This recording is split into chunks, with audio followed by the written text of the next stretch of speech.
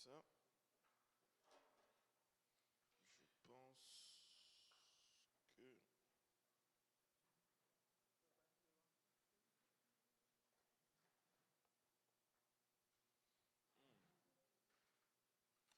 Il y a une page qui est manquante ici, ou il y a une page qui a été mal placée.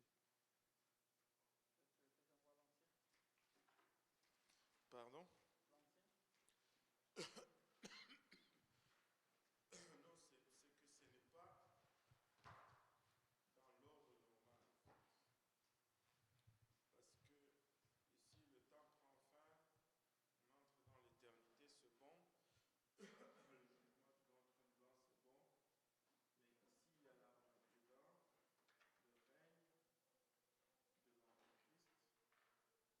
Je ne vois pas le retour du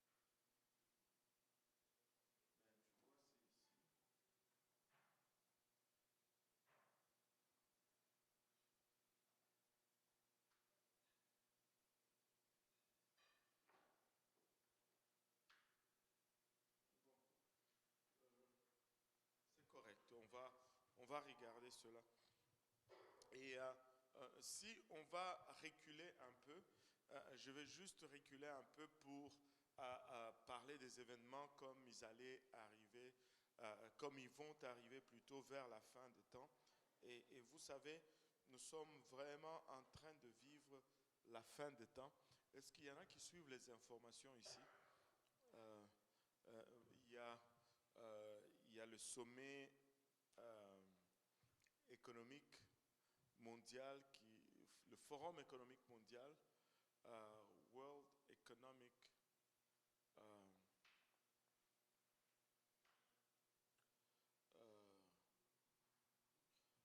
en anglais c'est WEP, je pense. World Economic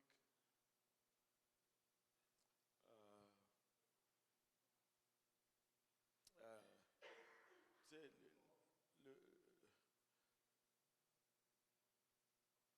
c'est c'est le sommet ou le Forum économique mondial, euh, ouais, WEF, World Economic World Economic Forum. Ouais, voilà. World Economic Forum qui s'est... et qui, là, ça s'est passé, je ne me rappelle plus, je ne sais plus c'était où. Davos, c'est toujours à Davos qu'ils le font. Alléluia. Et apparemment, c'est toutes les, les gens riches ou les gens importants. Et c'est là où, en fait, les nouveaux dirigeants mondiaux, mondiaux, je devais dire, se forment ou se forgent. Et tout le monde veut avoir une... C'est pour rentrer dans le cercle. C'est le vrai cercle du pouvoir aujourd'hui. C'est eux qui décident quasiment le sort de l'humanité. Ils contrôlent presque tout. Et ils se sont réunis dernièrement. Et vous savez, les gens disent que le monde est trop intellectuel, ils ne sont pas intéressés par le spirituel. Mais laissez-moi vous dire, il y avait beaucoup de place pour la spiritualité, mais sombre à ce sommet-là. Et là, ils ont même fait venir une sorcière d'Amazon qui mettait les mains sur certains dirigeants, qui soufflait sur eux et qui a fait une incantation, quelque chose. Et ce ne sont pas des choses, il ne faut pas se laisser induire en erreur. Il ne faut pas être tombé dans la distraction spirituelle, au fait. Le monde est tellement spirituel et tellement intéressé par le spirituel, mais ils vont dans le négatif. Et ils sont en train même de prédire une autre pandémie pire que le Covid-19, qui serait plus mortelle. Ben, comment est-ce que vous êtes en train de cuire le virus dans un laboratoire, ou bien d'où est-ce que ça vient? Comment est-ce que vous allez... Tu sais, il nous prépare déjà à cela. Et pour dire que le Covid-19, c'était quasiment un essai, ballon d'essai, voir comment la population va réagir. Et bientôt, les choses pour lesquelles nous avons lutté, la liberté. Moi, je ne sais pas pour vous, mais nous avons quitté nos pays pour vivre dans la liberté ici. Mais ce que nous avons fui là-bas est en train de nous rattraper ici. La même dictature est en train d'arriver et c'est dommage. Mais nous avons vu comment l'Antéchrist allait établir un système mondial, chose qui était quasiment impensable si nous regardons même 20 ans en arrière, 25 ans en arrière, on allait penser que c'était impossible d'avoir un contrôle sur la population mondiale, mais aujourd'hui, on est en train de le voir, Et combien ont dû prendre le vaccin, par exemple, du Covid, pas parce qu'ils croyaient dans le vaccin, pas parce qu'ils pensaient que la maladie était si mortelle que ça, mais pour préserver juste un travail. Juste pour préserver un travail. Laissez-moi vous dire, les pensées sont en train d'être préparées pour plus que cela. Maintenant, le diable va régner, mais au préalable, pour que le diable règne, il faut que l'Église soit enlevée, parce que l'Église se tiendra toujours sur le chemin du diable. Le diable ne peut jamais vaincre l'Église. C'est impossible que le diable ait le dessus sur l'Église. À moins que l'Église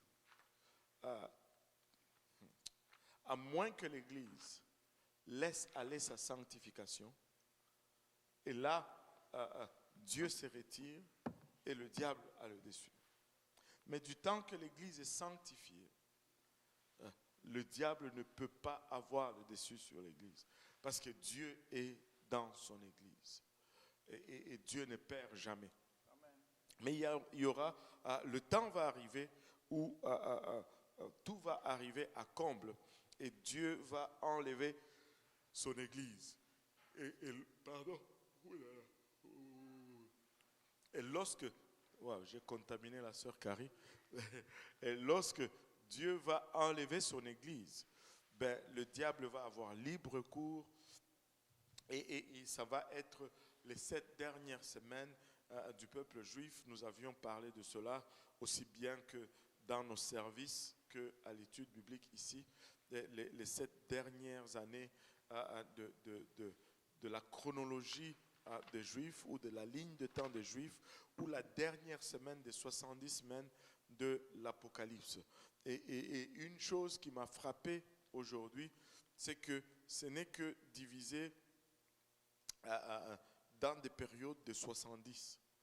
Il y a un schéma de 70 semaines qui revient vraiment depuis dès qu'Israël est entré dans la terre promise. Ils ont abusé de la terre pendant 449 ans.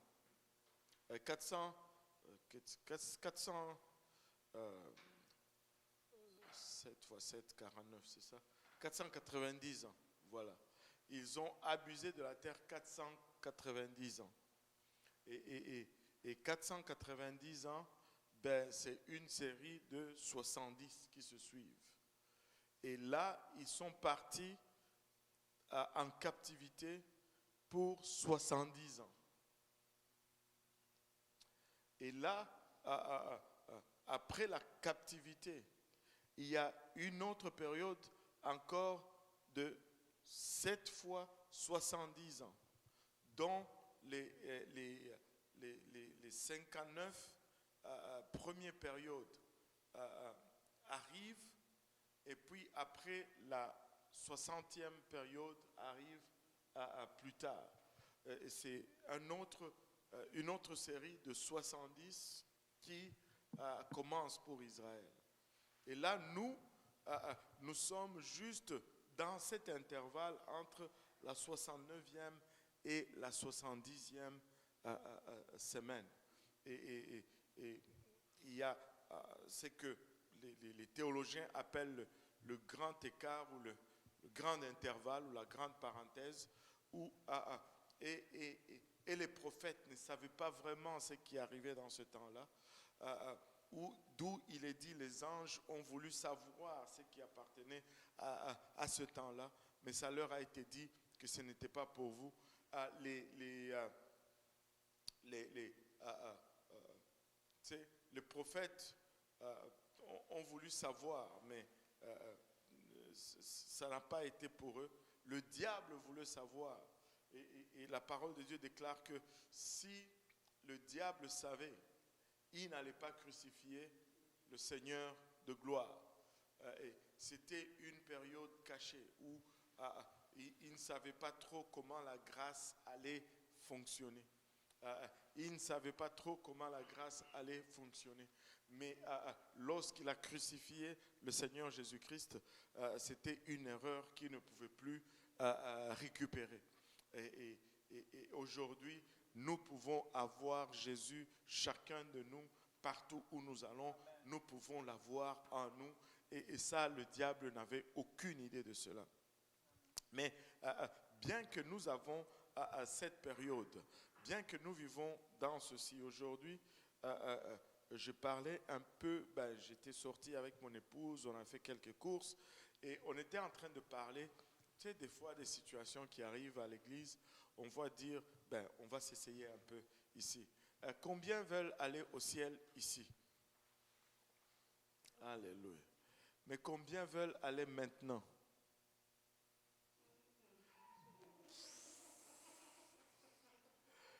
Tu n'as jamais le 100% quand c'est pour aller maintenant.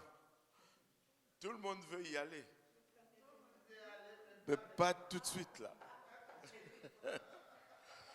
Bon. Et on riait un peu sur la situation. On s'est dit, parce que de toute façon, si tu es dans l'église, on dit, qui veut aller maintenant? Tu lèves ta main. Mais tout le monde te regarde, te dit, qu'est-ce que tu traverses comme problème? On va prier pour toi. Hein? Et pourtant, on est là en train de travailler pour aller au ciel. Mais quand quelqu'un veut aller, on commence à le regarder comme s'il a un problème. Il y a un problème là. Alléluia.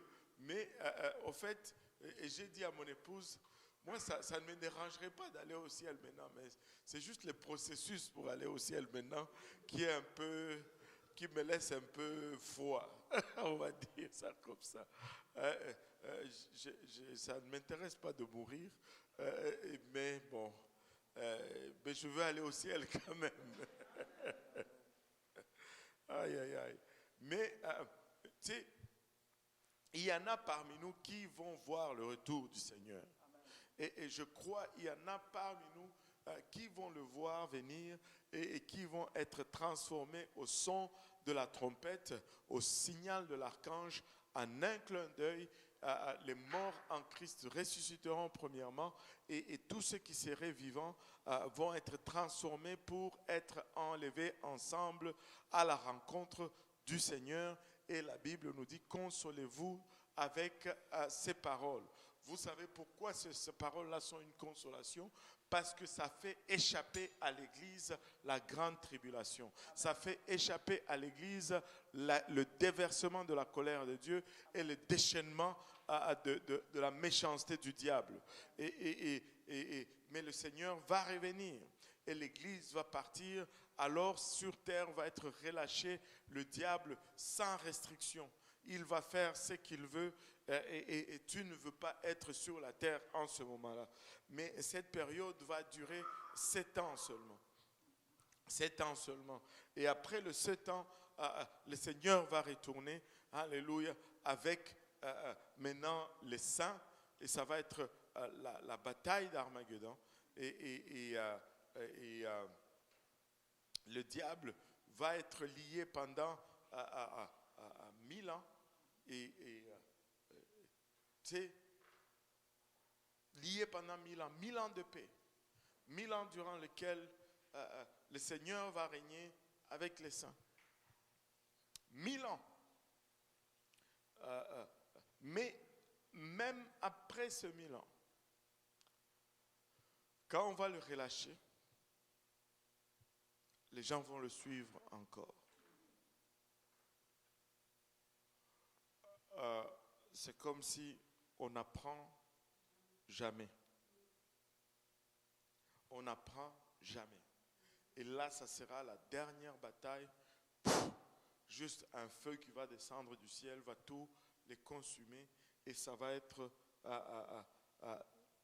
le début de la fin. La Bible nous dit, il y a un passage que j'ai retenu ici, Zacharie 14, verset 4. Zacharie 14, verset 4, on va regarder.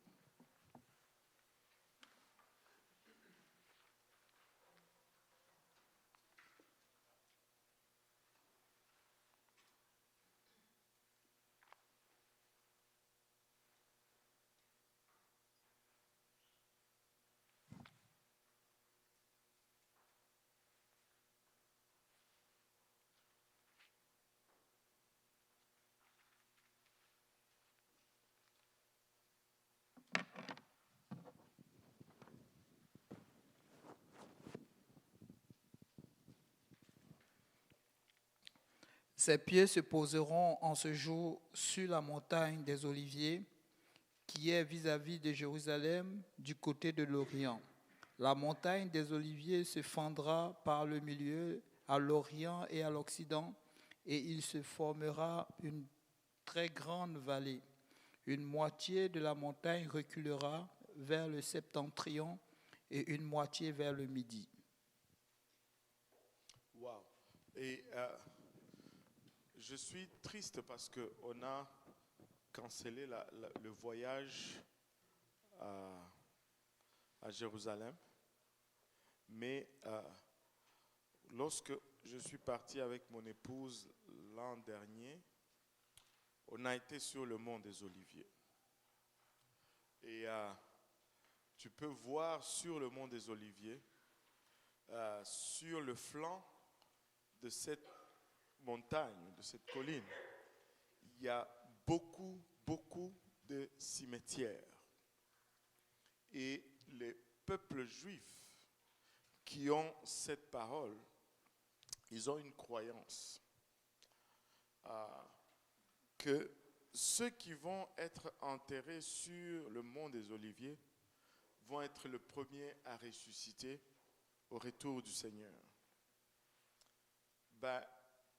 Au fond, cela va être juste 7 ans plus tard que son pied va toucher sur le mont des Oliviers. Il va descendre sur le mont des Oliviers. Et alors qu'il va descendre après la bataille d'Armageddon, quand son pied va toucher le mont des Oliviers, la Bible nous dit que la montagne va se fissurer en deux, du nord au sud, du septentrion au midi. Pardon, le septentrion c'est le nord et le midi c'est le sud. Et c'est la place apparemment la plus chère pour se faire enterrer. Parce que tout le monde a l'espoir que, c'est ceux-là qui vont ressusciter en premier. Pour être ressuscité en premier, ce n'est pas être enterré sur le mont des Oliviers, c'est plutôt être enterré en Christ. Il faut être enseveli avec Christ si tu veux ressusciter en premier. Et c'est ce qui te donne accès à la première résurrection. Et tu sais, en ce temps-là, il n'y aura plus de confusion. Vous voyez, aujourd'hui, il y a beaucoup de confusion. Qui est Jésus-Christ? Qui est Dieu? Qui est le Saint-Esprit? Vous savez, oui. C'est quand quelqu'un déjà pose cette question, qui est, quand les gens parlent souvent Saint-Esprit comme étant une personne, ça fait toujours un check dans mon esprit. Parce que doctrinalement,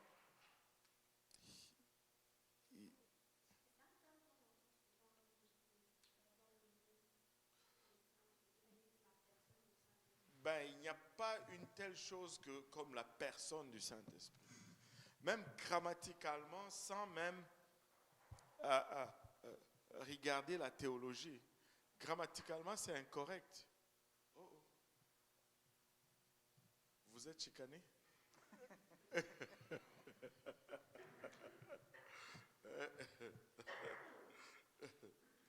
Aïe, aïe, aïe. Grammaticalement, ça ne fait pas de sens parce que pour être une personne, il faut avoir une chair. Mais le Saint-Esprit, techniquement, n'a pas de chair.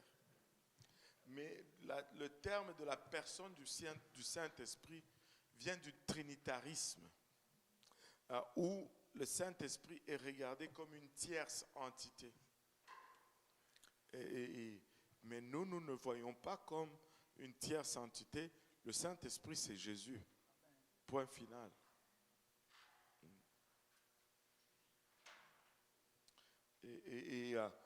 Donc, voilà. Regardons Zacharie, toujours 14, regardons le verset 9. J'aime bien le verset 9.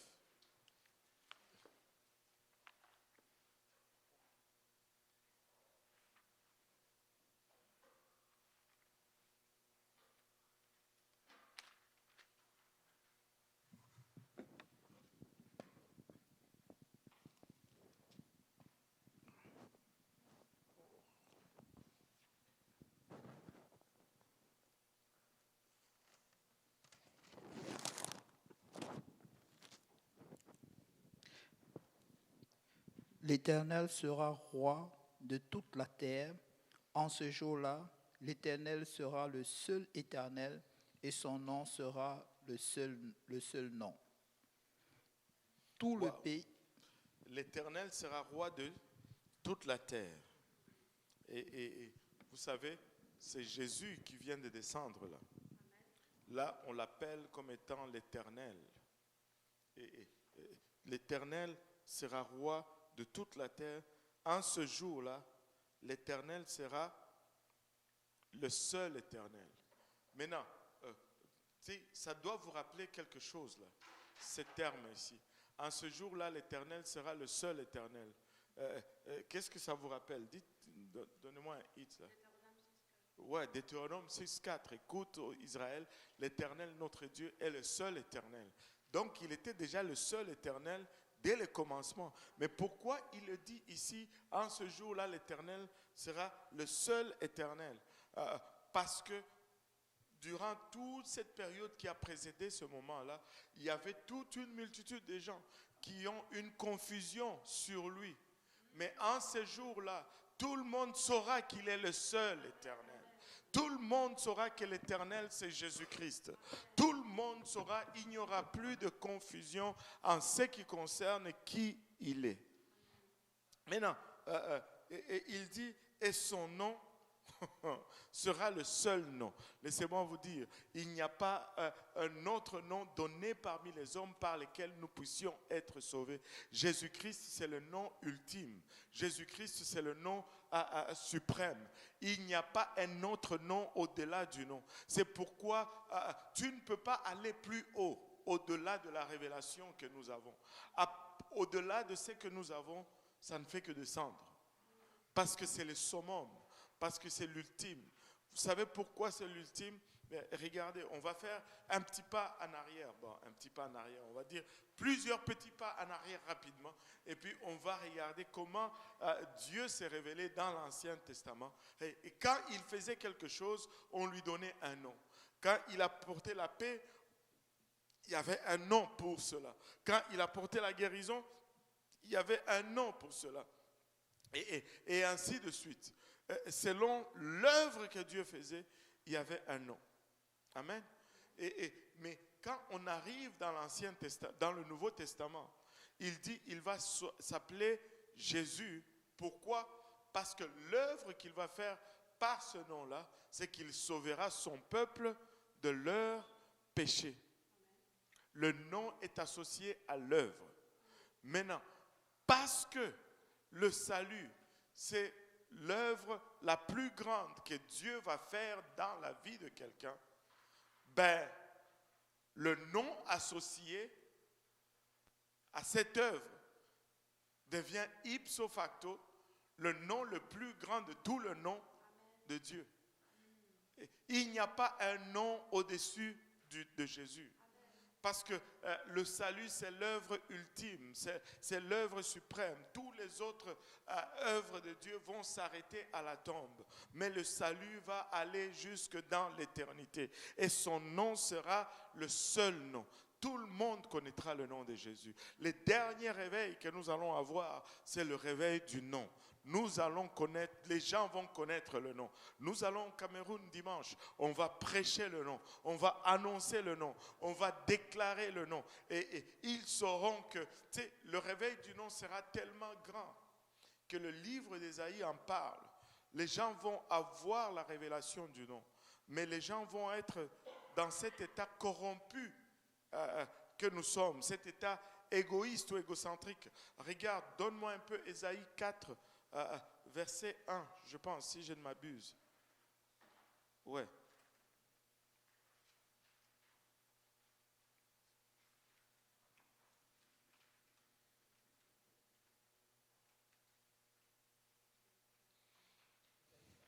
Oui. Et si quelqu'un est pour... Non. Et cette femme diront en ce jour Ah, ah. un seul homme, et diront, nous mangerons notre pain et nous nous vêtirons de nos habits. Fais-nous seulement porter ton nom. Fais-nous ça. Lève notre voix. Ouais, lis-le un peu dans le micro, comme ça ceux de là-bas vont aussi l'entendre. Et 7 femmes saisiront en ce jour-là un seul homme Un et seul diront, homme. Et ils diront, nous mangerons notre nous pain mangerons notre pain, et nous vêtirons de nos habits. de nos habits. Fais-nous seulement porter ton Ton nom. nom Enlève notre propre. propre. Il est en train de parler des églises de la fin. Cette femme qui est le type de cette église de l'Apocalypse, les églises de la fin. Et tu sais, ils sont tellement intéressés par eux-mêmes. Ils veulent juste la bénédiction, mais sans la relation. Nous allons manger notre propre pain. C'est quoi le pain? Le pain, c'est la doctrine. Et ils veulent manger leur propre pain. Et ils ne veulent pas l'enseignement de Jésus-Christ. Et ce n'est pas un hasard qu'aujourd'hui, la guerre que nous avons, c'est contre la doctrine.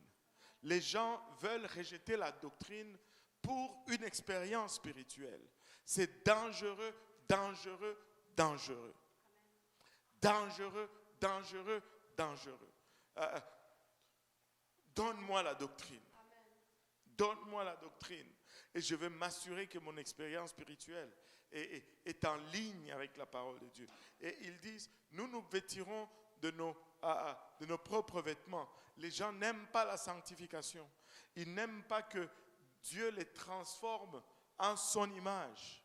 Ils veulent garder leur propre apparence. Ils veulent rester mondains comme ils ont toujours été. Et il n'y a rien d'aussi triste. Et laissez-moi vous dire ceci. Il n'y a rien de pire qu'une pentecôtiste qui rétrograde et qui commence à faire ces choses. On dirait qu'il y a une exagération là-dedans qui fait que c'est 2 fois plus laid. En fait. C'est comme quelqu'un qui ne sait même pas comment faire ça. Seigneur, aide-nous. Seigneur, aide-nous. Seigneur, aide-nous. Et ils vont accepter le nom. Donne-nous seulement ton nom et enlève notre opprobre. Ils vont comprendre que c'est le nom de Jésus-Christ qui enlève le péché, mais ils ne vont pas vouloir lui céder leur vie. Ils ne vont pas vouloir le laisser s'asseoir sur le trône de leur vie. Oh Seigneur. Ésaïe 4, 1. Ésaïe 4, le tout premier verset.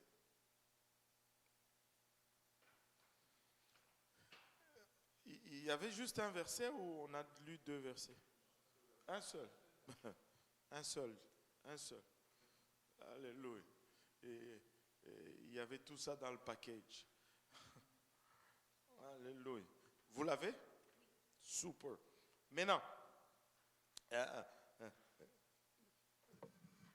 regardez, il va régner pendant 1000 ans.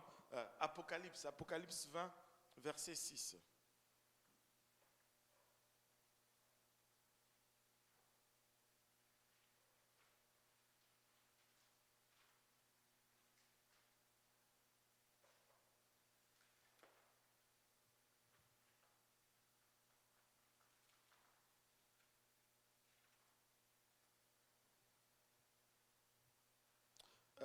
On va lire d'abord 1 à 3. Apocalypse 20, 1 à 3. Puis je vis descendre du ciel un ange qui avait la clé de l'abîme et une grande chaîne dans sa main. Il saisit le dragon, le serpent ancien, qui est le diable et Satan, et il le lia pour 1000 ans. Il le jeta dans l'abîme, ferma et scella l'entrée au-dessus de lui, afin qu'il ne séduisît plus les nations jusqu'à ce que les 1000 ans fussent accomplis. Après cela, il faut qu'il soit délié pour un temps, pour un peu de temps. Pour un peu de temps. Pour un peu de temps, on va le délier et les gens vont le suivre encore. Mais après cela, le Seigneur va venir juste avec un souffle et détruire tout le monde. Et là, après que le Seigneur ait régné à 1000 ans et qu'il ait détruit cette multitude avec le souffle, avec juste un feu venant de son souffle, c'est comme on arrive à la fin des temps. C'est pourquoi on dit, pour le moment, on est vraiment au commencement de la fin. Parce que peu importe où nous nous trouvons, c'est seulement quand l'enlèvement s'est fait qu'il reste 1007 ans à la terre comme nous la connaissons. Et donc, on n'est qu'au début de la fin.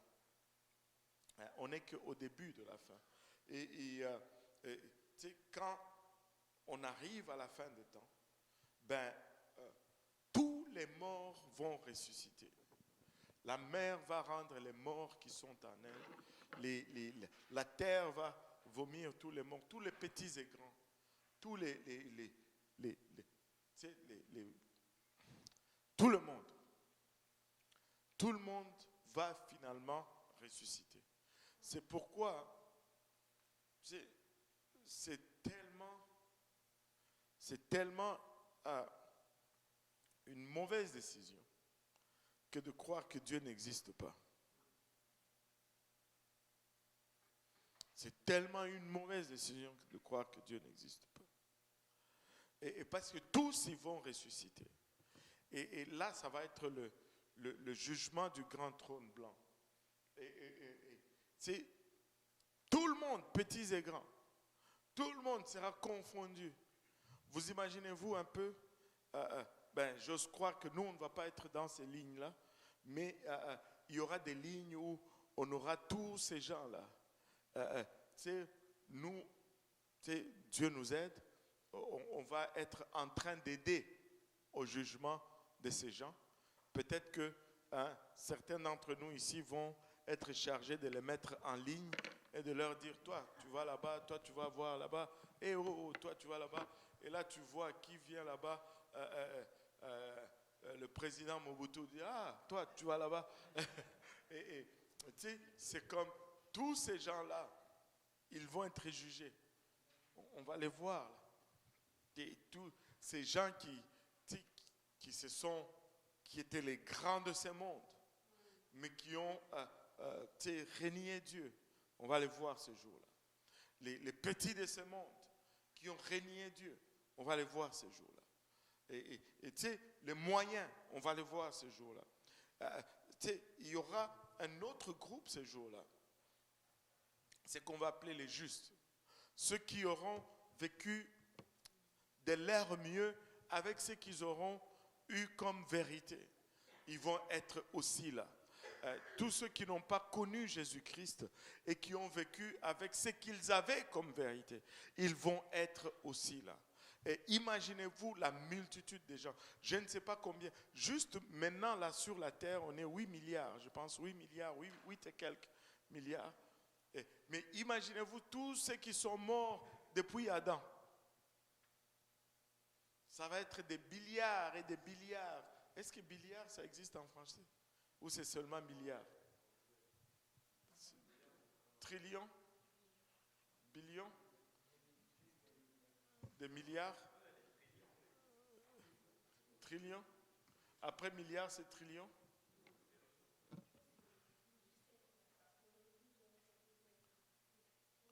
Bon, ces grands chiffres-là. Billiard, c'est bon? Voilà. Billiard. Alléluia. Des milliards et des billiards et des billiards. Et trilliards.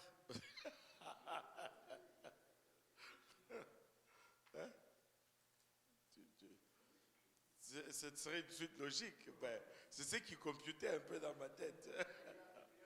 Trilliard, c'est aussi bon. Bon, voilà. S'il y a trillion, il y a trilliard. S'il y a billion, il y a billiard. S'il y a million, il y a milliard. Alléluia.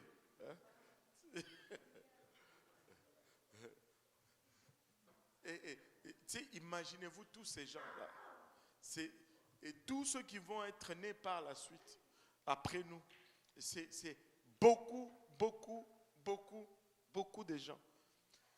Ils vont tous revenir à la vie et ils vont passer devant le trône blanc. Regardez le verset 12 de Apocalypse 20. C'était le 6 ou bien le 12? Apocalypse 20, verset 12. Ok. Et je vis les morts, les grands, les petits, qui se tenaient devant le trône. Des livres furent ouverts et un autre livre fut ouvert, celui qui est le livre de vie. Et les morts furent jugés selon leurs œuvres, d'après ce qui est écrit dans ces livres. 15. Très- Tu peux aller jusqu'à 15. Ok.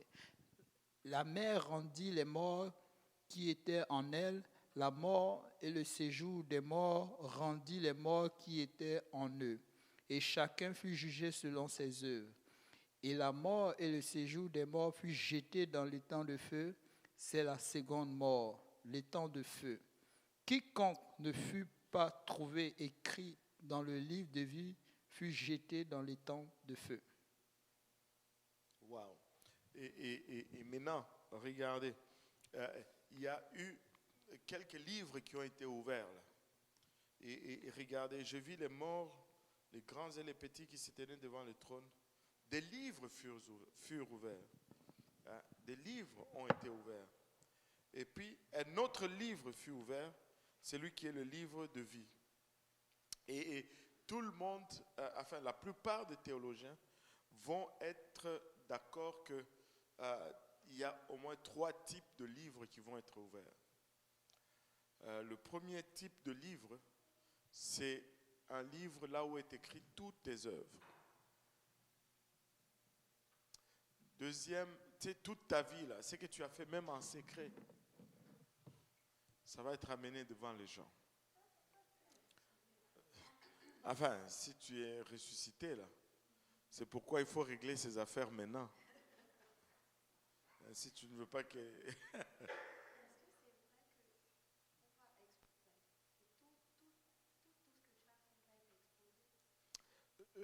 si tu n'es pas mort en Christ, que tu n'es pas... Ça, c'est la deuxième résurrection, là. Voilà.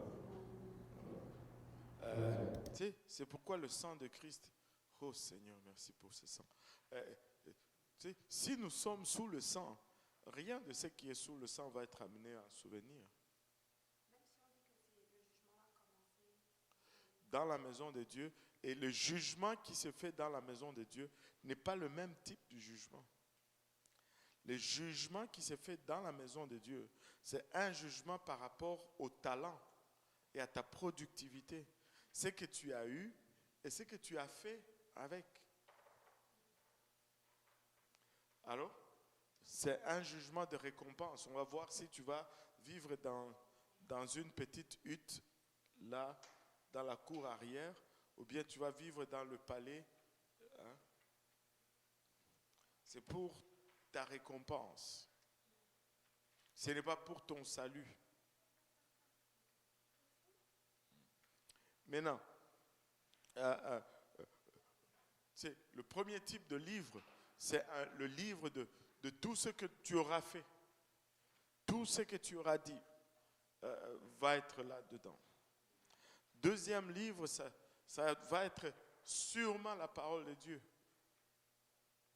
à laquelle on va regarder si ta vie se mesure à la parole de Dieu. Le troisième livre, c'est le livre de la vie. Et comme le titre même du livre l'indique, c'est le livre de ceux qui ont accès à la vie éternelle par le moyen de la balance, c'est-à-dire leurs œuvres sont mises dans la balance et les bonnes œuvres par rapport à ce qu'ils savaient et pèsent assez pour le faire entrer dans dans la vie éternelle, en fait.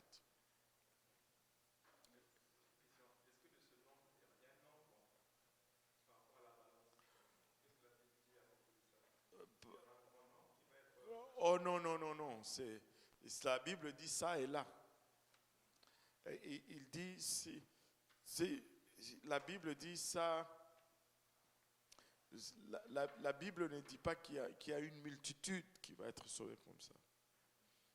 Parce que déjà, c'est juste par une simple observation, si tu veux t'asseoir même toi-même chez toi, même avec l'aide du Saint-Esprit, tu essaies de compter tes bons coups et tes mauvais coups.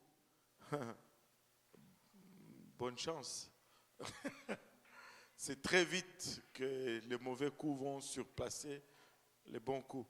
Tu sais, tu peux te dire peut-être, ah bon, ok, dans mes actions, mais les pensées là,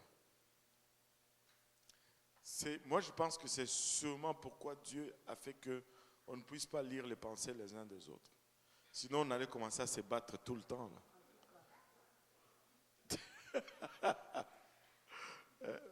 Oui.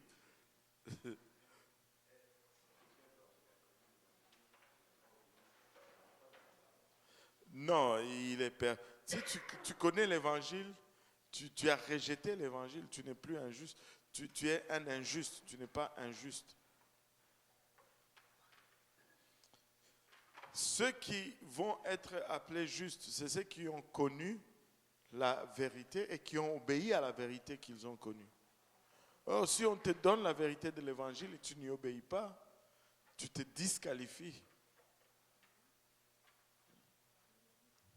Là, quelqu'un a osé dire, alors, ne prêchons pas l'évangile, comme ça les gens ne seront pas condamnés parce qu'ils n'ont pas connu l'évangile. Je te dis, fou, qui veut aller là-bas avec ses œuvres? Tu ne sais pas que l'évangile, c'est la meilleure façon de peser la balance de ton côté, parce que l'évangile élimine toutes les mauvaises œuvres du côté de la balance, là. Tous mes péchés sont mis dans la balance de Christ. C'est ce qui fait pencher la balance de mon côté, là. Et, réveille-toi, là. C'est pas... Tu sais, on doit prêcher l'évangile encore davantage. On doit insister sur l'évangile parce que tu ne veux pas prendre cette chance. Qui va aller devant le trône du Dieu vivant en disant, bon, je vais y arriver par moi-même? Tiens, wow, même l'idée fait peur. Seigneur, aide-moi. Aide-moi. Vivement l'évangile. Vivement l'évangile. Oh, vivement l'évangile. Alléluia. Et voilà. Donc,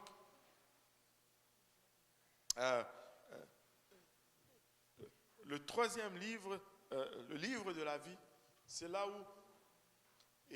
bon, avant d'aller plus loin, je vais parler un peu de où vont les morts. Parce que des fois, c'est difficile des fois à saisir la différence de tous ces...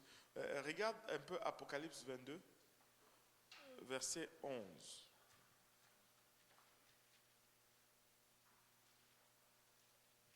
Là, on est vraiment à la fin de la Bible. Hein? Dans le tout dernier chapitre. Que celui qui est injuste soit encore injuste. Que celui qui est injuste soit encore injuste. Que celui qui est souillé se souille encore. Que celui qui est souillé se souille encore. Et que celui qui est juste pratique encore la justice. Que celui qui est juste pratique encore la justice. Et que celui qui est saint se sanctifie encore. Et que le saint se sanctifie encore. Dans ce verset-là, on a 4 catégories. Le saint, le juste, le souillé et l'injuste. Amen. Maintenant, toute personne sur la face de la terre va se retrouver dans au moins une de ces catégories, selon ce qu'il a eu comme connaissance et selon ce qu'il a fait de cette connaissance. Et selon que tu te trouves dans une quelconque catégorie, ça va déterminer ta destination finale. Maintenant, entre ces 4 catégories, il y en a 2 qui sont mauvais et il y en a 2 qui sont bons. Le souillé et l'injuste, ça c'est pas bon. Le saint et le juste, ça c'est bon. Amen. Maintenant, regardons selon les catégories, où est-ce que vont aller ces gens. Maintenant, quand quelqu'un meurt, Dieu n'a pas besoin de se dire, ok, bon, viens ici, on va s'asseoir, on va regarder maintenant qu'est-ce que tu as fait, comment tu as vécu ta vie. Non, Dieu sait déjà. Dieu connaît ta vie. Il sait déjà où tu vas. Tu sais, le jugement, tout ce processus qu'on fait là, c'est pour nous, pour que nous puissions, qu'on ne puisse pas dire, mais je suis ici, je ne sais même pas pourquoi je suis ici. Vous savez comment nous sommes. Même si tu sais, tu vas quand même t'essayer comme ça.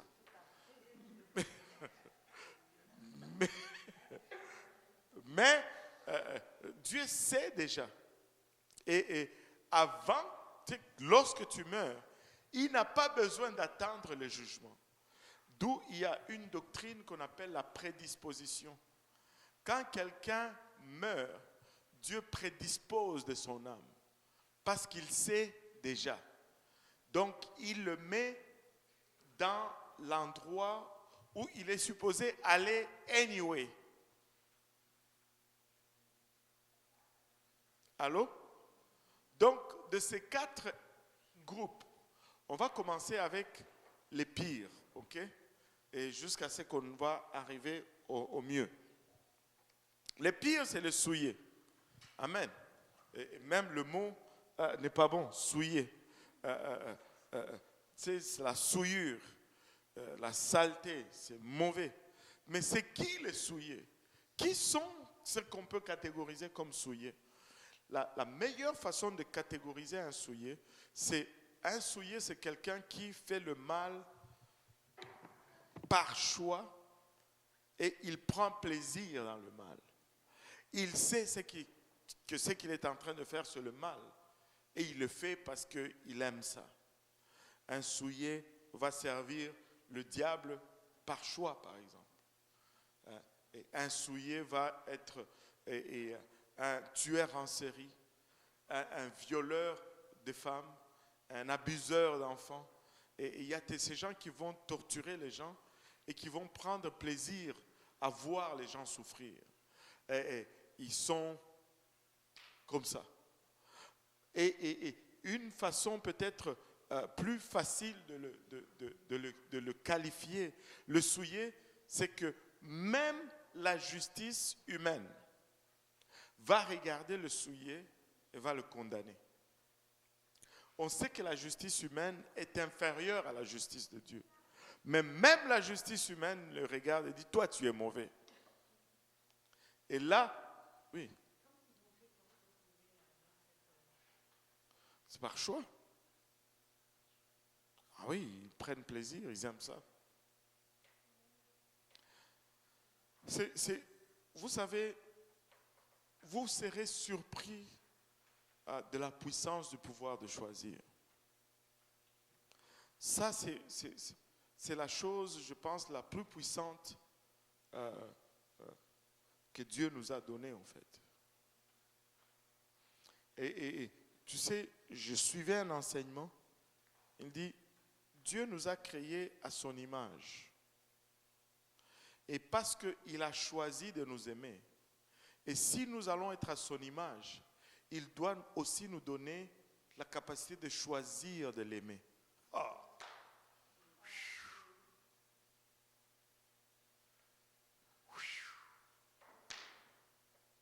C'est puissant.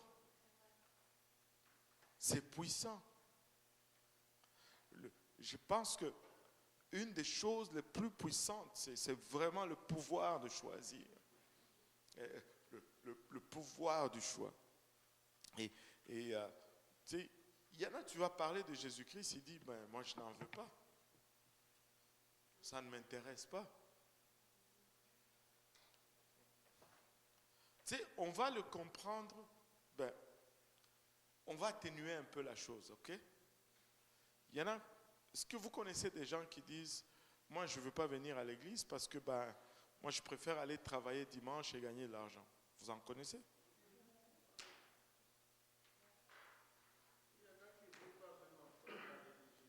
Il y en a qui choisissent de faire le mal.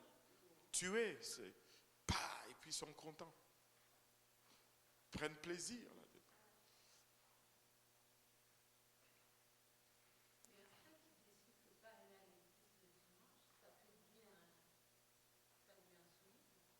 Pardon? Quelqu'un qui décide de ne pas aller à l'église le dimanche, ça ne fait pas de lui un soulier aussi? Non, je dis, j'exemplifie seulement le pouvoir de choisir. Autant celui qui choisit de ne pas venir à l'église le dimanche et d'aller travailler et gagner de l'argent, autant celui qui choisit de vendre de la drogue et de gagner de l'argent, autant celui qui choisit de tuer et de se faire payer pour gagner de l'argent, ce sont des choix, je veux dire. Parce qu'on pense que c'est un autre mécanisme. Non, c'est le même mécanisme. Et si il ne va pas le dimanche, mais il va un autre jour? Bon, ok. Et si c'était un autre jour, enlève le dimanche. Enlève le dimanche. S'il dit, moi je ne veux pas venir à l'église parce que je veux aller travailler. Je veux aller faire de l'argent. Ce n'est pas une question de dimanche. Le dimanche, c'était juste un exemple parce qu'on vient à l'église dimanche. Tu vois. Mais ça peut être, moi je veux illustrer le pouvoir de choisir. Tu sais, il y en a qui vont dire, bah, je ne veux pas venir à l'église ni samedi ni dimanche parce que je vais travailler, ni aucun jour de l'année parce que votre Dieu, ça ne m'intéresse pas. Mais c'est un choix. Tu sais, c'est le pouvoir de choisir. Je ne peux pas le dire autrement. On a ce pouvoir-là. Sinon, Dieu ne serait pas juste dans le sens où nous, on choisit de vivre pour lui librement. Et il ne va pas empêcher les autres de ne pas vivre pour lui. Librement aussi. Voilà. Dieu n'est pas un Dieu À tout le monde. Si tu ne veux pas suivre Dieu, Dieu est un gentleman. Hein? Et il y en a qui je vais aller plus loin, mais moi maintenant ça me dérange plus là. Il dit, tu as Dieu, mais qu'est-ce que Dieu fait pour toi?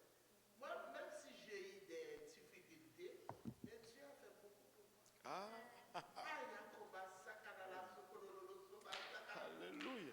olololo, siokoba, sacanala, so, alalala, siokolololo, sioba, sacanala, so. Il a fait beaucoup pour moi. Il Alléluia. m'a donné la force d'accepter des choses que je ne peux pas.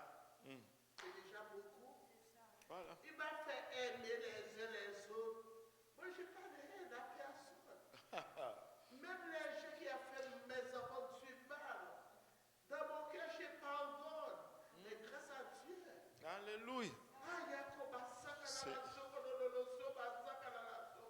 Olololosio, comme ça, canalation. Toute gloire, c'est pour lui. Mais on va rencontrer ça, même à l'école, les gens qui allaient à l'école, on peut rencontrer ça, les gens disent, eh, Dieu l'a dit. Mais continue, Alléluia. marchez. Moi, avec Dieu, je suis riche. Même si je ne suis pas riche, je suis riche. Tu es riche. Tu es parmi les plus riches dans ce monde ici. Là. Tu es le 1%, maman Jacqueline. J'ai toujours en joie. Alléluia. Au nom de Jésus. Si je viens à l'église, parfois on chante, je pleure, ce n'est pas du chagrin. Au nom de Jésus. C'est pas de, il y a une autre chose, mais ce n'est pas du chagrin. Gloire au nom de Jésus. Et donc, on était encore souillés. Amen. Le souillé, ce sont ceux-là que même la justice humaine va condamner. Ils sont mauvais par choix, par plaisir, et ils n'ont pas de repentance. Ils s'en fichent carrément des gens. Et voilà, c'est tout. Et leur destination, c'est l'enfer. Quand ils meurent, ils vont en enfer directement. Dieu prédispose de leur âme. Dieu n'a pas besoin de les juger pour savoir qu'ils vont aller en enfer. Ils vont en enfer et ils sont tourmentés dès qu'ils meurent. Ils commencent dans les tourments. Ils vont en enfer, dans le séjour de mort. Ils sont en train d'être tourmentés maintenant. Et c'est pourquoi, quand tu vois les gens qui font vraiment l'expérience entre la vie et la mort, il y en a beaucoup qui ressentent de l'autre côté, mais qui sont encore conscients. Et ils vont crier, ils vont pleurer.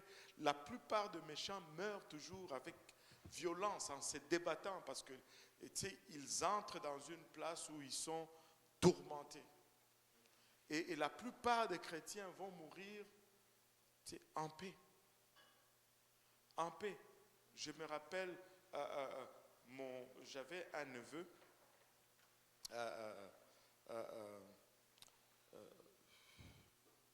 très jeune.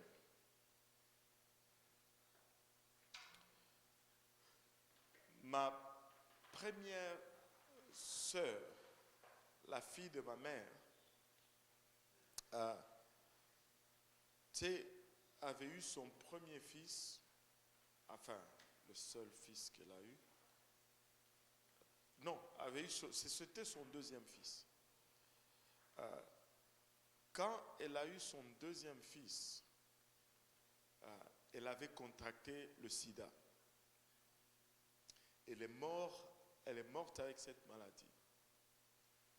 Mais cet enfant a grandi chez moi, chez mes parents. Moi, j'étais déjà ici. Mais c'était un jeune qui aimait Dieu. Il est né avec cette maladie. Pas parce qu'il a voulu être malade, mais son sort était comme ça. Mais c'était un jeune homme que lorsqu'il chantait pour Dieu, les gens pleuraient. Et aussi chez nous, souvent les choses sont faites différemment. Vous savez, ici on insiste sur le baptême d'eau, on insiste sur ces choses. Des fois, on nous prend pour de je ne sais pas trop quoi. Mais il y a une raison pour cela. Ce n'est pas juste, c'est parce qu'on veut d'abord faire comme la Bible le faisait. Et puis quand on observe, c'est ça la façon de faire. Odon était jeune, mais il allait à l'église de mon petit frère, le pasteur David, et il chantait là-bas. Quand il chantait, ma mère pleurait. Et Odon grandissait. À un moment donné, il tombe malade, on le soigne, il tombe malade, on le soigne. Et il y a un temps là, on ne sait pas pourquoi, mais maintenant on sait pourquoi. Il était après mon frère. Tonton pasteur, moi je dois être baptisé. Je veux être baptisé. Bon, chez nous, il y a toujours, des fois on va toujours faire des protocoles. Bon, attends un peu, est-ce que tu es sûr? Blablabla. Bla, bla, bla. Ben, regarde. Odon il n'a pas lâché. Et finalement, mon frère, il dit, ok, bon, on va aller te baptiser. Ils sont allés, ils l'ont baptisé au nom de Jésus-Christ pour le pardon de ses péchés. Odon était rempli du Saint-Esprit. Mais quelques 3-4 jours après, il dormait, Odon, dans le même lit avec mon petit frère Thierry qui est en Afrique du Sud aujourd'hui. Ils se sont réveillés le matin, Odon était déjà parti. Or Thierry, c'était comme c'est lui qui veillait sur lui. Odon ne pouvait pas tousser sans que Thierry ne se réveille. Odon ne pouvait pas se gratter, Thierry se réveillait. Parce que Thierry l'avait adopté comme, il était à lui suite au décès de ma soeur. Mais Thierry se réveillait et dit, je ne comprends rien. Odon est parti, je n'ai rien entendu. Il n'a même pas été secoué, il est juste parti dans le calme tranquille. Et quand quelqu'un est en ordre avec Dieu, il part, c'est en douceur, il n'y a pas de commotion. Mais quand souvent quelqu'un n'est pas en ordre avec Dieu, s'ils sont conscients, il y a beaucoup de commotion. Beaucoup de commotion. C'est même les occultistes, si on te dit comment ils meurent, souvent quand si c'est une maladie et qu'ils savent qu'ils vont mourir, ils vont même mettre toute la famille dehors. Ils vont entourer le lit du mort. Et c'est comme si, pour l'empêcher qu'il puisse appeler même au secours le Seigneur Jésus-Christ dans ces dernières minutes, on s'assure qu'il reste dans le pacte et qu'il meurt dans le pacte. Les souillés, j'étais dans les souillés, Seigneur Jésus. On revient aux souillés. Les souillés, Dieu dispose de leur âme. Ils vont en enfer. Amen. Et directement. Est-ce qu'ils passent aussi devant le trône blanc? Ouais, mais ça c'est avant le trône blanc là. Et ça, on a reculé un peu. Amen. On n'est pas encore au trône blanc. Si un souillé mourait aujourd'hui, il va directement en enfer. Et le tourment commence. Et regardez Lazare et les riches. Et le riche est mort, il était déjà dans le feu là. Il n'y a pas eu de temps d'attente.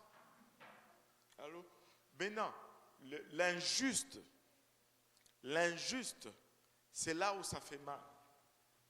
L'injuste, c'est là où, des fois, même les gens commencent à nous détester. Mais nous allons dire la vérité parce que c'est ça ce que la Bible nous dit. Si tu es injuste, on ne peut pas te sauver justement. On ne peut pas te donner justice par une fausse compassion. L'injuste, ce qui est triste, mais d'abord, c'est quoi l'injuste? L'injuste, c'est des gens normaux.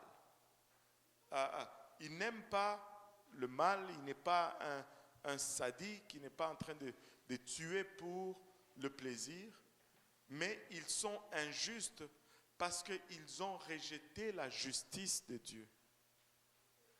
On leur a présenté cette parole juste, mais ils l'ont rejetée. On leur a présenté Jésus-Christ le juste.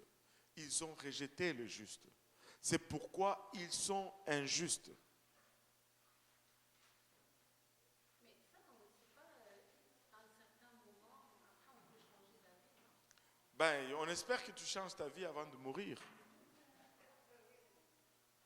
Moi, je parle de si tu meurs comme ça, mais si tu changes d'avis, alléluia. Nous tous, nous étions un de ceux-là. Mais la différence, c'est que nous changeons notre vie. Mais il faut changer. Si tu ne changes pas, tu meurs comme ça. Il y en a beaucoup qui meurent comme ça. Et c'est ça qui est triste. On va arriver à ceux qui changent la vie. On va arriver. Mais l'injuste est celui à qui on présente le juste juge Jésus-Christ et il le rejette. Et il ne change pas d'avis. Pour taquiner la sœur Carrie. Et là, c'est qui l'injuste? C'est le voisin qui des fois t'a aidé à rentrer ta poubelle. C'est le voisin qui des fois t'a aidé pour une situation dans ta maison. Mais quand tu lui présentes Jésus-Christ, il dit, il n'a rien à voir avec cela.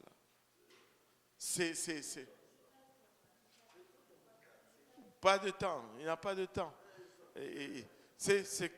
C'est tous ces gens normaux qu'on rencontre tous les jours. Ils ne vont pas braquer une banque, ils ne vont pas assassiner quelqu'un, mais ils vont aimer leur alcool, ils vont aimer leurs cigarettes. Ils vont dire, moi je bois, mais je ne m'enivre pas. Et ils vont mentir de temps en temps. Et ils vont tricher de temps en temps. Ils vont utiliser, ils vont même des fois utiliser le nom du Seigneur en vain, en poussant des géants. Mais ils n'ont jamais, si quelqu'un tombe, ils vont courir pour le ramasser. Mais le problème, c'est qu'ils sont injustes. Et s'ils meurent, ils vont dans la même place que le souillé. Leur destination, c'est le lac de feu ou l'enfer.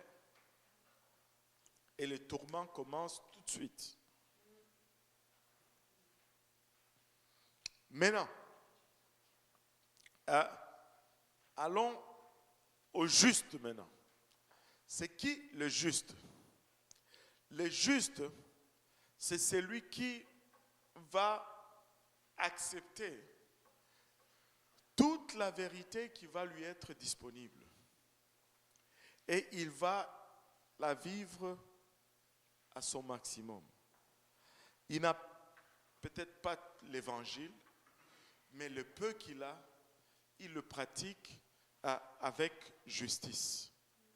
Le juste va aimer Dieu, bien qu'il n'a pas la totalité de la vérité.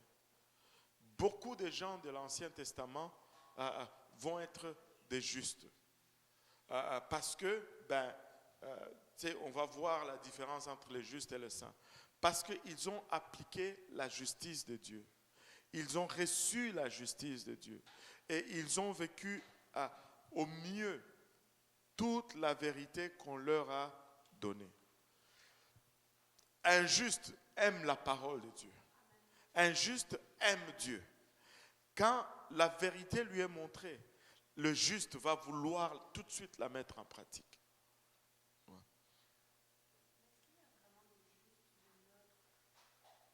Moi, je crois que oui. On a tellement accès à Internet, des fois, on dit souvent cet exemple, l'évangile. Quelqu'un qui n'a pas accès à l'évangile. Moi, je peux te démontrer qu'il y en a. Ouais. Parce que ce n'est pas seulement avoir l'évangile, mais il y a beaucoup trop de faux évangiles. Mais les justes, même cette fausse évangile, il va l'accepter avec bon cœur. Et il va être honnête et sincère. Mais son défi maintenant, c'est qu'il va y aller avec juste les œuvres. Parce qu'il n'a pas le nom, en fait. Parce que quand on reçoit le plein évangile, on a le nom. Et qu'est-ce que le nom fait? Le nom aspire tous nos péchés. Mais le juste n'a pas ce privilège. Pasteur, Dieu nous a donné un don de discernement. Quand c'est faux, on va. Pas toujours, mamie, parce que des fois, là, quand tu ne sais pas la vérité, n'importe quoi peut être la vérité. Là. Je ne dis pas que tu es sincère, mais moi, quand j'étais catholique, j'étais sincère là-dedans. Mais à un moment donné, Dieu m'a amené à la vérité. Et à un moment donné, quand la vérité m'a été présentée, je l'ai acceptée. Mais je ne peux pas dire que... Comment est-ce que je peux avoir le don de discernement si je n'ai même pas l'Esprit de Dieu? Ce n'est pas encore... Les dons ne sont même pas là.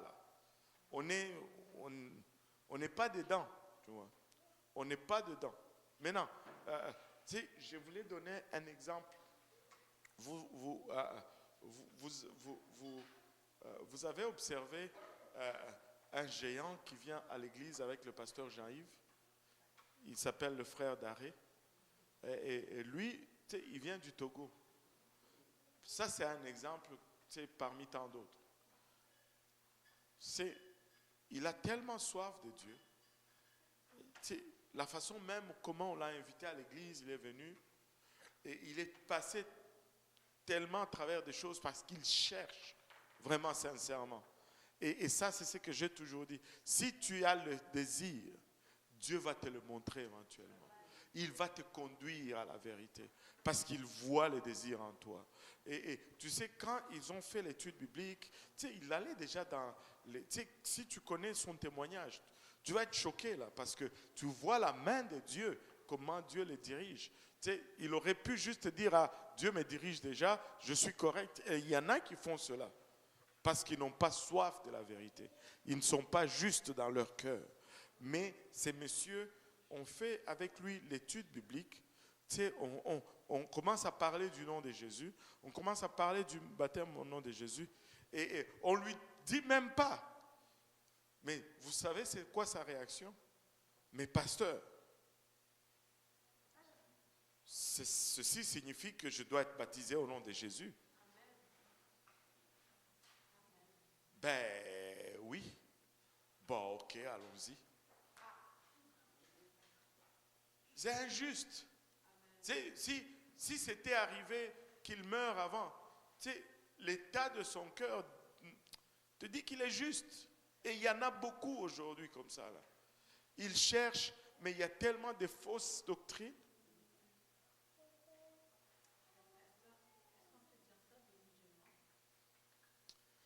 Mais je ne sais pas, ça dépend. Ce n'est pas une question de religion. C'est une question de l'état de ton cœur. Et il y en a des musulmans qui sont des justes. Parce que quand ils viennent à la vérité, ils disent, mais wow, c'est ça la vérité. Et ils se convertissent. On en a comme le pasteur Abou. C'était un musulman. Mais il avait un cœur juste. Il était sincère. Même qu'il était intense dans l'islam, à cause de sa justice qui était en lui là. Il voulait vraiment Dieu. Et parce qu'il voulait vraiment Dieu, Dieu s'est révélé à lui et voilà. Oui. Est-ce que, par exemple, si on prend l'exemple du pasteur Abou, est-ce qu'il était juste avant Qui? sa conversion? Pasteur Abou? Oui. Oui, il était juste avant sa conversion. Il était juste. C'est à sa conversion qu'il Il devient saint. sanctifié. Saint. Il devient saint. Parce que, tu sais, le problème avec être juste, c'est que tu n'as pas les... Donc, tu es tout le temps sur la balance. Tu fais juste une erreur, ça penche. Tu sais, tu fais juste... Tu ne veux pas vivre comme ça.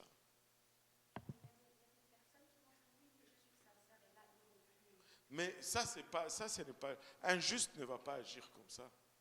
Ce n'est pas la définition du juste. Parce que quand tu dis je suis injuste, c'est celui qui accepte toute la vérité qui lui est présentée. Donc quand il rejette la vérité, il se disqualifie de la justice. Il rejette le juste. Et c'est ce qui fait de lui injuste. Il l'aura rejeté. C'est tricky, hein? Mais donc, quand tu dis saint et que tu rejettes, là, tu deviens souillé. En tout cas, il n'y a pas de place pour toi là. Il faut savoir que quelqu'un est dans le Tu deviens souillé parce que tu sais ce qui est bon, et, mais tu ressonnes à tes vomis. Là. Ouais.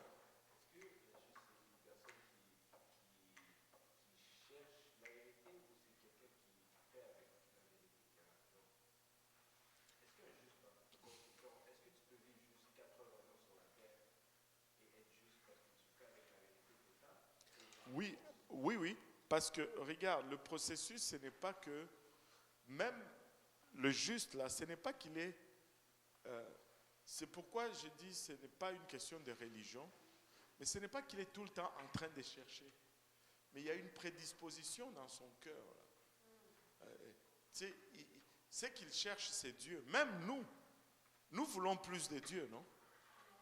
Nous cherchons toujours, nous voulons plus de Dieu. Ce n'est pas que nous cherchons une autre vérité, mais nous voulons nous rapprocher toujours davantage de Dieu. Mais quand tu es juste, tu n'as pas tout. Tu exprimes ce désir de te rapprocher de Dieu. Dieu va te dire, si tu veux te rapprocher plus, ben voici le pas qui te manque. Mais quand ce pas t'est montré, quand cette personne vient te présenter maintenant cet évangile, comment tu réagis?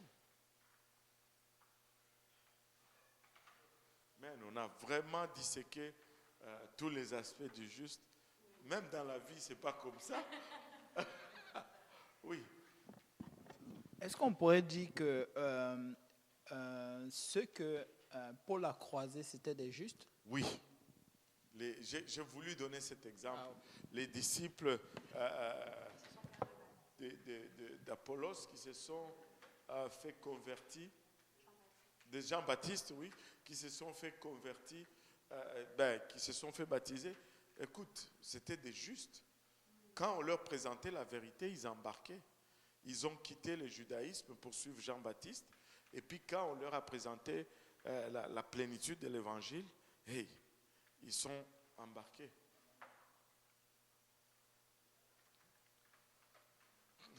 Et Apollos c'était aussi injuste. Il connaissait, mais il avait besoin de savoir la voie plus parfaite. Et il est déjà 21h15. Cette horloge est en avance. On dirait que ces derniers temps... Ouais, mais 5 minutes. Ouais. Moi, je pensais qu'il était 20h30. J'ai parlé pendant 1h30. Maman, je dois parler moins. Bon. Aïe. Seigneur Jésus. C'est vous qui posez trop de questions. Maintenant, finissons au moins les injustes. Et les justes, les justes, leur destination. Maintenant, quand vient des justes, quand les justes meurent, sa destination finale, il y a un peu d'explication à donner là-dedans. Le juste va avoir une destination temporaire. Quand il meurt, Dieu prédispose son âme. Dieu sait qu'il est juste et il va le mettre dans un lieu d'attente qui était avant le Seigneur Jésus-Christ. Ces lieux étaient dans le sol, en enfer. Mais il y avait une division entre le lac de feu et le sein d'Abraham, ce qu'on appelait le sein d'Abraham. Les justes attendaient là. Parce que de toutes les façons, attendez un peu. Parce que là, après vous allez dire c'est moi qui ai enseigné longtemps. Vous voyez?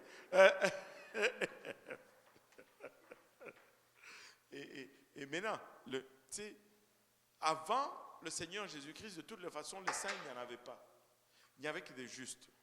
Et tous ces justes mouraient, ils allaient dans le sein d'Abraham. Ils attendaient jusqu'à ce que Jésus-Christ vienne et il paye le prix.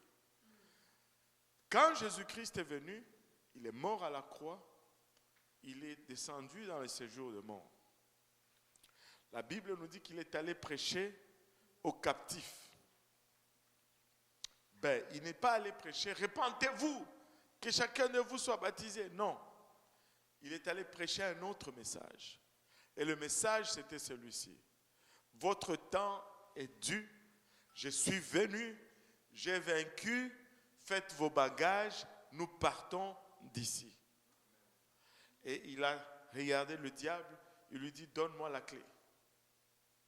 Il a pris la clé du séjour des morts, il a pris ces âmes qui étaient là, il est monté avec jusqu'au 3e ciel.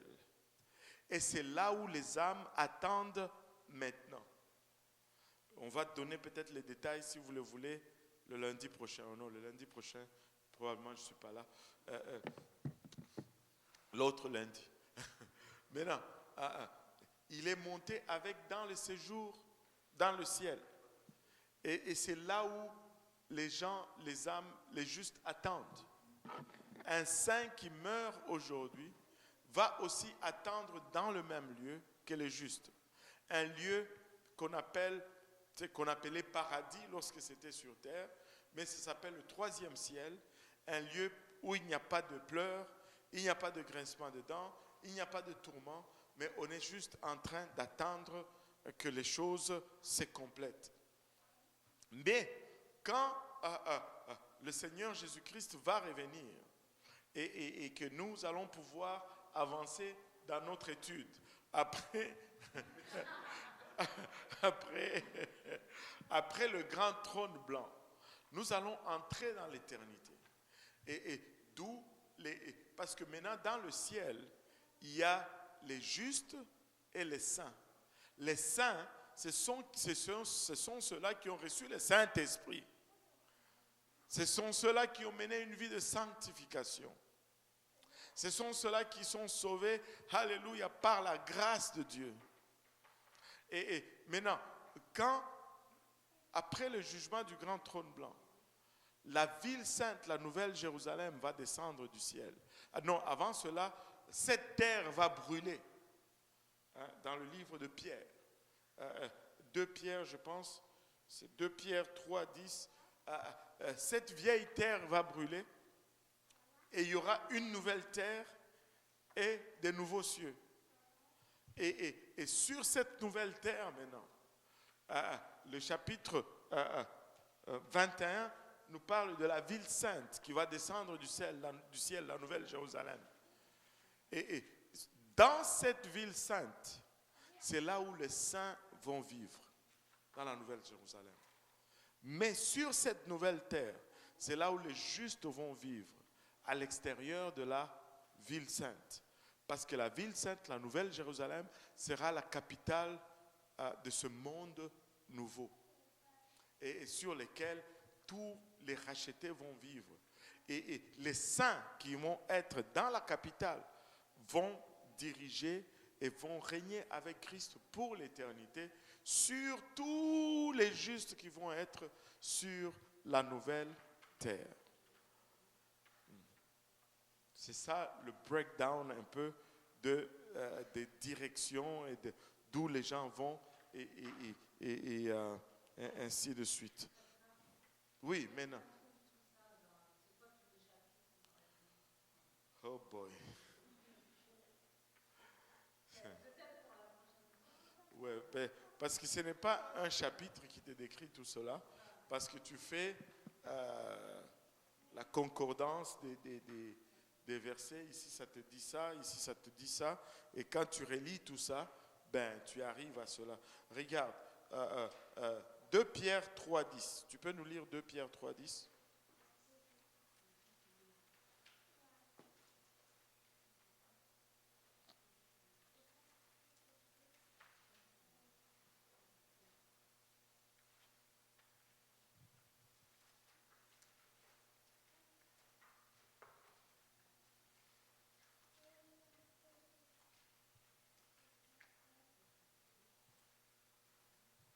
Deux Pierre 3,10. Le jour du Seigneur viendra comme un voleur. En ce jour, les cieux passeront avec fracas, les éléments embrasés se dissoudront, et la terre avec les œuvres qu'elle renferme sera consumée. Waouh. Et la terre, avec les œuvres qu'elle renferme, sera consumée. Cette terre va brûler. Maintenant, regardons Apocalypse 21 à partir du premier verset.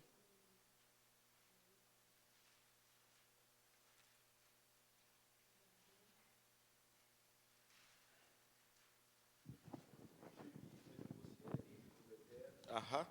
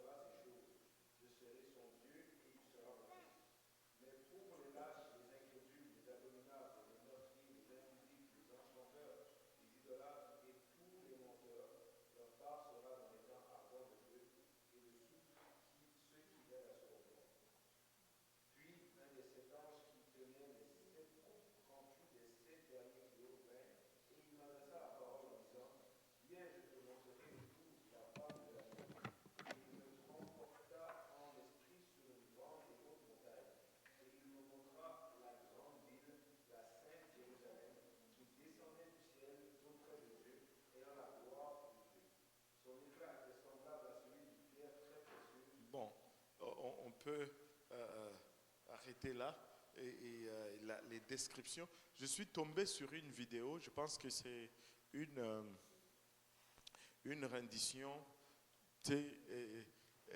électronique de description de la ville sainte. Et je sais que ça va être mieux que cette rendition, mais quand tu regardes cette vidéo-là, tu es impressionné. Impressionné. Et c'est sur YouTube, c'est fou. Et en tout cas, moi, la Nouvelle Jérusalem, moi je veux y aller. Moi je l'aime et je veux y aller. Alléluia. Et c'est là qu'on va, c'est là que les saints vont aboutir, tu vois. Maintenant, tu sais,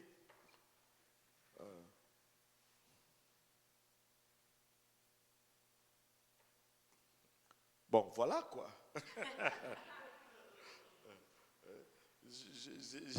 J'ai peur d'ouvrir une autre parenthèse parce qu'il est déjà 21h25 et on va juste peut-être s'arrêter là pour aujourd'hui et on va continuer par la suite. Amen.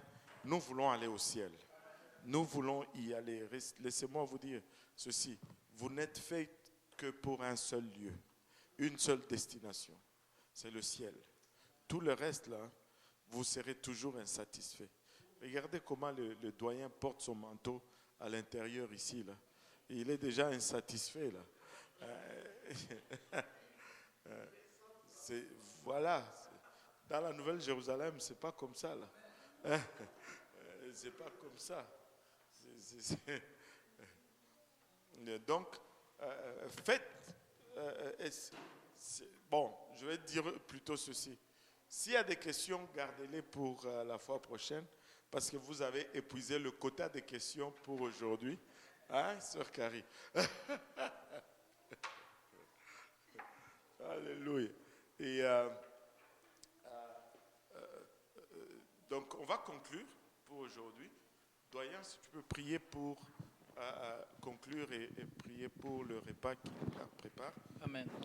Prions Dieu, éternel Dieu de gloire, nous te bénissons, nous te rendons grâce encore une fois, Papa, pour ta présence encore en ce lieu, Seigneur, que nous avons ressenti tout au long de notre présence. Papa, nous te prions, Seigneur, que toutes ces paroles, Seigneur, soient scellées dans nos cœurs, éternel Dieu de gloire, que nous fassions référence chaque fois, Papa, chaque réveil, Papa, partout où nous sommes, Seigneur, que cela nous challenge, Papa, dans toutes choses que nous allons entreprendre, Seigneur, en ton nom, Seigneur. Nous te prions, Seigneur, que tu bénisses, que tu sanctifies la fraternité que nous allons avoir tantôt, Seigneur. Éternel Dieu de gloire, que tout soit sanctifié en ton nom, Seigneur Jésus. Papa, pendant que nous allons prendre la route, Papa, nous te prions, je te recommande l'âme de chacun de nous, Seigneur Jésus, avec le bien-aimé, Seigneur. Papa, que ta main soit sur nous, Seigneur, jusqu'à notre retour, Seigneur, que la prochaine fois nous puissions encore nous retrouver en ce lieu pour bénir et glorifier ton Saint-Nom et que toute la gloire te revienne. Que le peuple de Dieu dise au nom de Jésus.